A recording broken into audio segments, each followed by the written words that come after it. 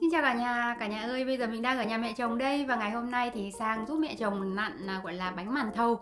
Tuần trước thì mình đã chia sẻ cho các bạn một video làm bánh màn thầu cùng mẹ chồng rồi. Và hôm nay thì vẫn phải nặn tiếp tại lần trước nó còn lại cái vỏ bánh ấy, lần này là làm thêm nhân và nặn tiếp để cho hai gia đình ở đây ăn. Lần trước thì có làm và gửi cho anh trai và em trai rồi. Sau khi làm bánh màn thầu xong thì còn dư một ít bột các bạn ạ. Bột này mẹ chồng em tự làm, tất cả làm bằng tay. Bột này trộn giữa bột khoai tây, bột mì và lên men. Và bây giờ sau khi còn dư bột sẽ cắt ra làm mì. Ở Hàn Quốc thì mì làm từ bột này rất là nhiều và dạng gọi là giống như là Việt Nam mình thì có phở, có bún đúng không ạ? Thì bên Hàn họ hay làm bằng mì, bằng cái dạng bột mì như thế này đây. Cắt ra thì nó sẽ thành những cái sợi, sau khi cho vào nấu canh ăn nó cũng khá là ngon. Cũng có những cái vị khá là đặc trưng và tuyệt vời. Ở sang Hàn thì mình mới thấy là có một cái loại mì hay như thế này. Ở Việt Nam mình thì ăn phở với ăn bún quen rồi thấy nó khác. Nói chung là phở với bún ở Việt Nam thì là tuyệt vời nhất. Tuy nhiên thì sang bên Hàn không có phở có bún tươi ăn nhiều thì ăn những cái mì như thế này thỉnh thoảng đổi vị cũng thấy rất là thú vị các bạn ạ. Và đây có cái cây rất là dài và mẹ chồng em làm thủ công từng tí một. Cắt thì dĩ nhiên là nó không phải là quá là đẹp nhưng mà nhìn nó cũng khá là hấp dẫn. Và vì là mì làm thủ công cho nên là cũng khá là ngon, rất là mềm và nấu ra ăn nó cũng rất là tuyệt vời các bạn ạ. Không biết là các bạn nào có biết làm cái này không, chứ bây giờ hiện tại thì là em vẫn chưa biết làm cái món này. Sau thì cũng phải học mẹ chồng và thỉnh thoảng muốn ăn thì có thể ở nhà tự chế biến và tự làm được. Nếu mà làm thủ công một cách rất là khéo và ngon thì còn ngon hơn ở ngoài quán đấy các bạn ạ. Mỗi lần mẹ chồng em mà làm một cái món gì đó thì thường chia đôi, cho nhà em một nửa để mang về ăn. Nhiều khi mẹ có món gì ngon thì cũng rất là hay cho vợ chồng em. Nói chung là ở gần bố mẹ chồng thì đôi khi khá là áp lực và bố mẹ chồng cũng nếu mà khó tính thì khá là vất vả nhưng mà được ăn nhiều món ngon. Không biết là nhiều bạn khác thế nào chứ như mẹ chồng em nấu ăn rất là tuyệt vời. Trời ơi, ăn những món mẹ làm thì thực sự thấy rất là ngon. Đấy là một trong những cái điều rất là may mắn các bạn ạ. Có một số chị thì lấy được những người mẹ chồng không giỏi nấu ăn này thì thường nấu ăn không nổi luôn ấy, cũng có rất là nhiều mẹ chồng như vậy các bạn ạ. Hoặc có những mẹ chồng thì cũng rất là bừa bộn này rồi không chịu dọn nhà. Đấy là chuyện bình thường, không phải là nhà ai cũng giống nhau, không phải ai cũng giỏi nấu ăn. Đấy cho nên là gặp phải ai thì mình phải chiều theo người đó. Thật là may mắn khi mà mẹ chồng em biết nấu rất là nhiều món ngon, vì vậy là em cũng được hưởng phúc từ cái việc mẹ chồng giỏi nấu nướng, xong rất là chu đáo, đôi khi cũng rất là tâm lý. Hôm nay thì ở bên nhà mẹ chồng và ngày tuyết rơi đầu mùa rất là đẹp và muốn chia sẻ đến các bạn tuyết rơi đầu mùa tại Hàn Quốc. Hôm nay là một ngày khá là lạnh và ngày mai sẽ lạnh hơn. Hôm nay muốn chia sẻ đến các bạn đầu tiên đó là tuyết rơi đầu mùa tại Hàn Quốc đẹp như thế nào và nhìn nó có mộng mơ lãng mạn như phim Hàn Quốc không? Và mình trả lời đó là ok, rất là đẹp, rất là lãng mạn và mình cũng rất là thích tuyết các bạn ạ. Như mình là người Việt Nam thường thì rất là ít khi nhìn thấy tuyết, hoặc là mình có lên Sapa cũng xem tuyết rồi, tuy nhiên thì nó không phải là trực tiếp nhìn thấy tuyết rơi đâu, là chỉ nhặt được những cái bông tuyết, những cái nắm tuyết ở dưới đất thôi. Và sang bên này thì Cả nhà ơi, tuyết rơi và mộng mơ. đây nhân dịp tuyết rơi đầu mùa thì em ra quay cho mọi người xem. Tuyết rơi rất là đẹp cả nhà. Đây là đợt tuyết rơi đầu tiên. Mở cửa ra nào. Wow. Những hạt tuyết rơi đầu tiên tại thành phố em sinh sống. Mọi người có thể thấy tuyết rơi bay và tuyết rơi như thế này nếu mà ra bên ngoài sẽ rất là mát. Những ngày tuyết rơi thì nó chưa có lạnh lắm đâu cả nhà. Nó mát mát, nói chung là kiểu mát lạnh ấy, rất là thích.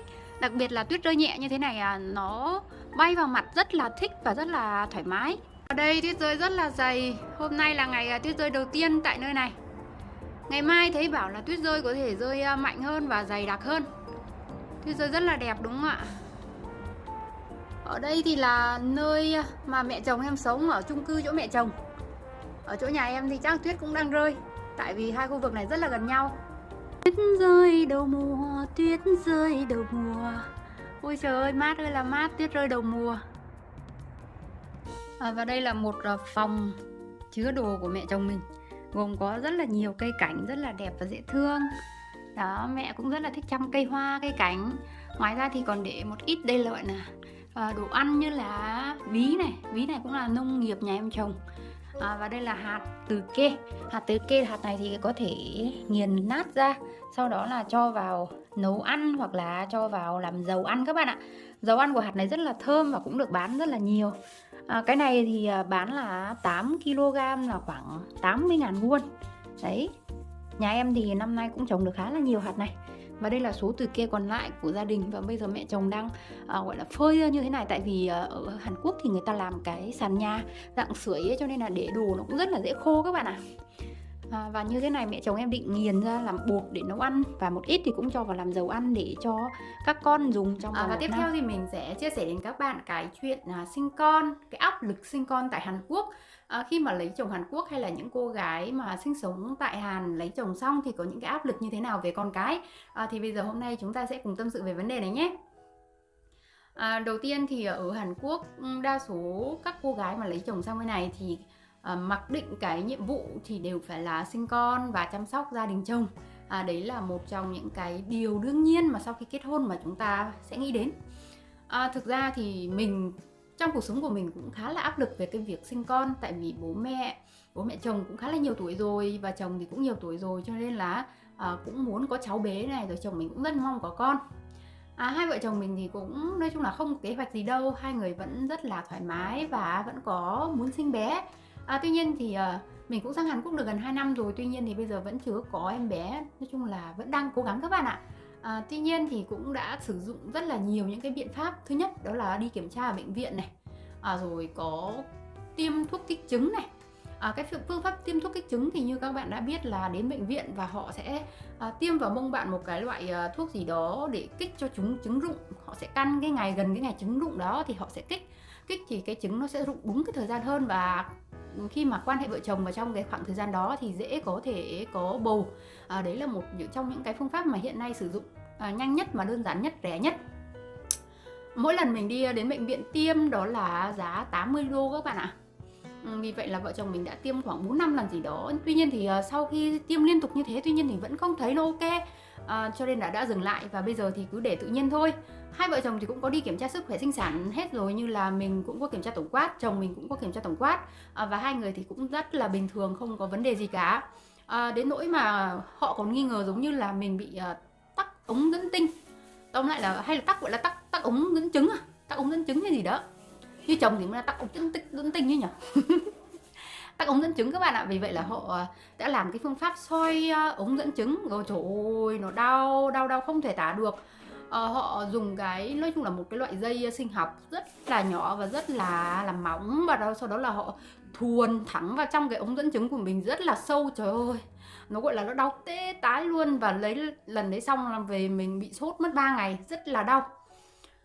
Và sau khi vợ chồng kiểm tra xong thì cũng nghi là do sang bên Hàn thì cái thời tiết và cái khí hậu nó không có hợp với cái sinh lý của mình, cho nên là rất là khó. Vì vậy mình cũng đã mua thuốc bắc, có nghĩa là đi cắt thuốc ở những cái nơi như là bán thuốc bắc đấy. Họ bắt mạch này, xong đó là họ sẽ bán cho bạn một cái thuốc giúp cho cơ thể bạn ấm lên và thích nghi với cái môi trường ở đây, giúp cho bạn dễ có bầu. Thì đấy cũng là một loại thuốc mình mua mất gọi là 270.000 won các bạn ạ.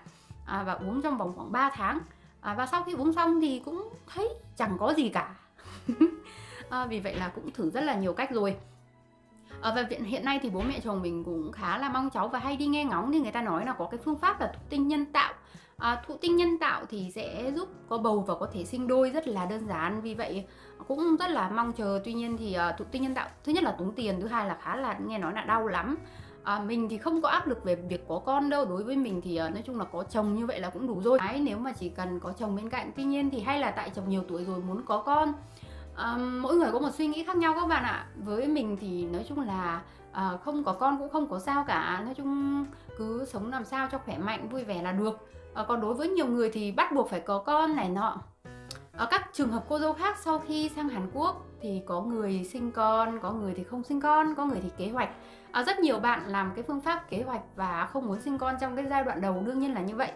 Tốt nhất là sau khi lấy chồng Hàn Quốc thì các bạn không nên sinh con ngay, tại vì chưa hiểu về chồng, chưa hiểu về gia đình nhà chồng. Biết đâu mà gặp phải người chồng không tốt, rất là nhiều cái nhược điểm bạn không thể chấp nhận được và không thể chung sống lâu dài, thì tốt nhất là chưa có con vội. Mới đầu sang thì nên chuẩn bị một số những cái biện pháp tránh thai mà chỉ có bản thân bạn biết thôi. Nếu mà nhà chồng biết thì họ rất là ghét các bạn ạ. Một trong những cái mục đích lớn của người đàn ông Hàn Quốc lấy vợ ngoại quốc về là để sinh con. Họ muốn có con có cháu, vì vậy là họ mới kết hôn.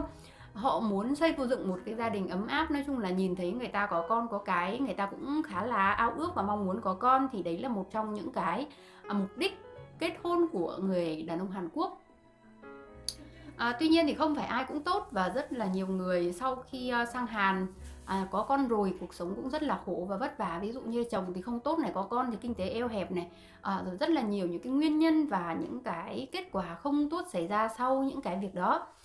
Thì đầu tiên là sau khi lấy chồng Hàn Quốc thì chúng ta phải tránh thai, và sau khi sống ở bên Hàn khoảng 1 năm hoặc 1 năm rưỡi, khi mà các bạn nghĩ là các bạn đã biết kha khá về cái người chồng và cái gia đình nhà chồng, thì các bạn hãy nghĩ đến cái biện pháp đó là sinh con và cùng chồng xây dựng một gia đình bền chặt và lâu dài.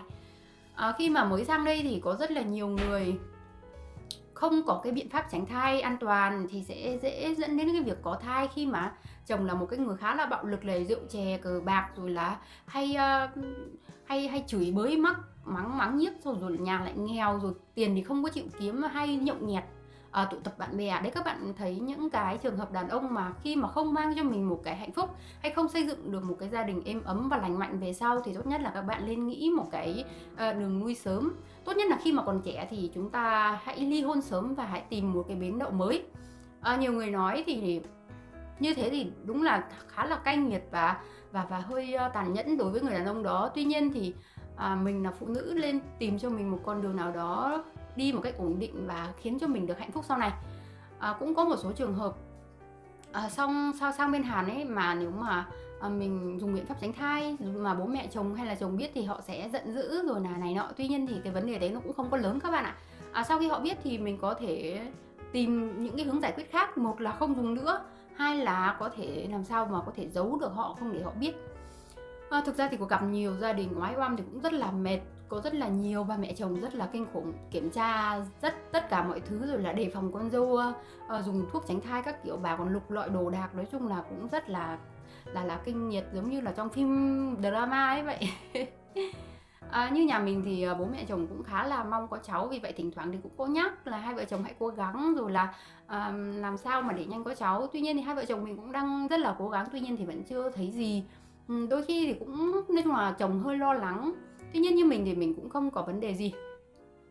Như bản thân mình thì khá là sợ về cái việc cũng có con. Nói chung là cái tâm lý nữa đôi khi là cũng hơi chưa được thoải mái cho lắm. Tại vì gia đình nhà mình thì cũng khá là khó khăn, các bạn cũng biết rồi đấy.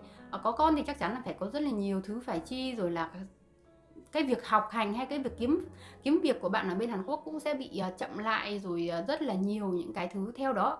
Khi mà sinh con xong thì tốt nhất là cũng chỉ có dành thời gian chăm sóc con cái rất là nhiều, và nói chung là khá là bận rộn. Nhìn vào những chị mà đã sinh con thì chúng ta có thể biết khá là vất vả và rất là bận, không có thời gian dành cho những cái việc riêng tư khác. Và hôm nay thì tuyết rơi rất là nhiều. Và một cái điều nữa đó là khi mà các bạn ở bên Hàn Quốc thì cũng có rất là nhiều trường hợp sinh con được rất là nhiều những đãi ngộ khác nhau. Nếu mà lấy phải nhà nghèo thì sinh con là chuyện bình thường và cũng không có cái gì đặc biệt. Tuy nhiên là lấy phải nhà giàu thì rất là ok các bạn. Ví dụ như các bạn mà lấy phải được cái chồng mà có điều kiện một chút, thì sau mình nghe nói là có một số chị mà sau khi sinh con, sinh được một người con trai là được thưởng 50 triệu won ấy các bạn, tương đương với khoảng 1 tỷ Việt Nam đồng. Đấy, thì cái chị đấy sau khi sinh được người con trai thì nhà chồng rất là thương này, rồi là nghĩ là con dâu đã rất là vất vả, vì vậy đã thưởng cho 50 triệu won. Vì vậy chị đã cầm cái số tiền đó và về Việt Nam mua đất, đã được một mảnh đất khá là ok. Đấy cũng là một trong những cái người gặp may mắn và có phúc đức ấy các bạn. Bình thường thì cũng có những đa số là sinh con xong thì gia đình nhà chồng thường cũng cho khá là nhiều tiền, đặc biệt là bố mẹ chồng nếu mà họ quý cháu. Thường thì họ cũng gửi cho cô con dâu một số tiền nào đó, giống như là con đã vất vả rồi, nói chung là động viên cái tinh thần cho cô con dâu. Thì đấy cũng là một điều bình thường thôi, nhưng mà tuy nhiên thì bình thường họ thường cho là 2 triệu, 3 triệu hoặc 5 triệu won. Chứ còn nếu mà những cái trường hợp nhà mà cho đến 50 triệu won thì cực kỳ gọi là có điều kiện, và đấy là rất là thương con dâu rồi đấy ạ. Cái trường hợp như vậy thì không có nhiều nhưng mà cũng có xảy ra. Thì rất là nhiều bạn ở trên mạng xã hội, mình nhận được một số những cái phản ánh, những cái bình luận trái chiều, như là mấy cô sang bên Hàn lấy chồng là để đi để thuê, rồi là cũng có rất là nhiều người Việt sống tại Hàn Quốc đi lao động hay đi du học chẳng hạn, cũng nói là mấy bà chị lấy chồng Hàn Quốc thì cũng chỉ sang đây đi để thuê các kiểu cho mấy ông già các kiểu đấy. Nhiều người họ bình luận, họ nói rất là khó nghe và nói chung là có những cái ý kiến trái chiều rất là nhiều. Tuy nhiên thì đối với mình thì sau khi kết hôn, cái việc sinh con, xây dựng gia đình với nhà chồng ấy thì ở đâu cũng vậy thôi. Ở Việt Nam cũng thế, các bạn lấy chồng xong mà không sinh con, hay là ở nhà làm cái gì đó mà không vừa ý nhà chồng thì cũng bị đưa ra bêu dếu, hay là nói là nhiều người thì sinh nhiều con gái không sinh con trai thì nói là mày sinh không biết đẻ gì này nọ. Nói chung là cũng rất là nhiều những cái điều tiếng, nói chung là ở đâu cũng vậy. Mình nghĩ là ở đâu thì cũng cây mỗi hoa mỗi nhà mỗi cảnh, phải sống ở trong chăn thì mới biết chăn có giận, đúng không ạ? Và mỗi người thì có những cái lựa chọn khác nhau, mỗi người đi một cái đường đi khác nhau sẽ dẫn đến những cái đích khác nhau. Đối với một số bạn mà nói chung ở Việt Nam, nói chung ghét cay ghét đắng những người lấy chồng Hàn Quốc hay lấy chồng nước ngoài chẳng hạn, đặc biệt là những đấng mày râu các bạn thường nhận phản ánh gay gắt như vậy là từ những cái đấng mày râu ở Việt Nam. Họ rất là ghét những cái người phụ nữ sang bên nước ngoài lấy chồng như là Nhật, Hàn và Trung Quốc. Đấy, tại vì người Việt Nam mình phụ nữ đi lấy chồng nước ngoài cũng khá là đông, và một số những cái bộ phận đấng mày râu có lẽ là do họ nhận bị một số những cái tổn thương từ những người phụ nữ đó, hay là họ có những cái nhìn không tốt về những việc mà phụ nữ đi lấy chồng nước ngoài. Vì vậy là đôi khi có những cái bình luận rất là tiêu cực ở trong những cái trang mạng xã hội của mình. Đôi khi đọc thấy thì mình cảm thấy cũng khá là không vui, rất là buồn, hay là đôi khi cảm thấy khó chịu ở trong lòng. Tuy nhiên thì mình nghĩ là mỗi người thì đều có những cái ý kiến phản ánh của bản thân về cái xã hội hay là cái việc làm của người khác.